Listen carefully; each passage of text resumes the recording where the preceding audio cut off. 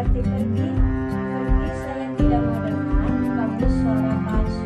Jadi cara tersebut Bu Caca bisa ulang-ulang sampai suara itu hilang. Coba Bu Caca perhatikan.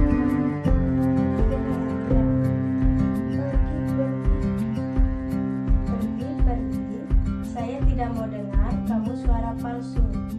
Pergi, saya tidak mau dengar kamu suara palsu. Bagus, jadi seperti itu ya. Jika nanti suara itu datang lagi, Bu Caca bisa langsung herdik seperti tadi sampai suara itu hilang. Iya, Sus. Oke, baik. Selanjutnya kita belajar dengan cara yang kedua ya Bu, yaitu dengan cara mengajak orang lain berbicara. Jika suara itu datang, Ibu Caca bisa langsung mengajak orang lain di dekat Ibu Caca untuk berbicara sampai suara itu hilang. Misalnya, Bu Caca mengajak orang itu bercerita, apakah Ibu Caca mengerti? Iya. Coba sekarang Bu Caca jelaskan bagaimana cara yang kedua. Jika suara itu datang, saya bisa mengajak orang di sekitar saya untuk berbicara sampai suaranya hilang, Sus. Oke, paham Bu Caca ya? Selanjutnya kita masuk ke cara yang ketiga ya Bu, yaitu dengan membuat kegiatan terjadwal. Sekarang saya tanya Bu Caca paling suka kegiatan apa? Saya sangat menyukai menyapu dan menggambar, Sus. Wah, bagus sekali ya Bu Caca. Bagaimana kalau kegiatan yang Bu Caca suka itu kita masukkan di jadwal harian?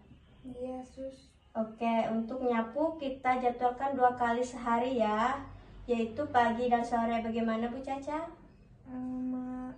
Boleh, Sus. Untuk menggambar biasanya Bu Caca suka di waktu kapan? Malam, Sus.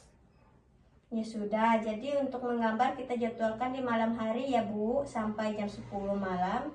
Selepas itu Bu Caca harus tidur agar nanti waktu bangun pagi Bu Caca bisa segar kembali. Iya, Sus. Nah, selanjutnya kita memasuki cara yang terakhir, yaitu dengan minum obat secara rutin.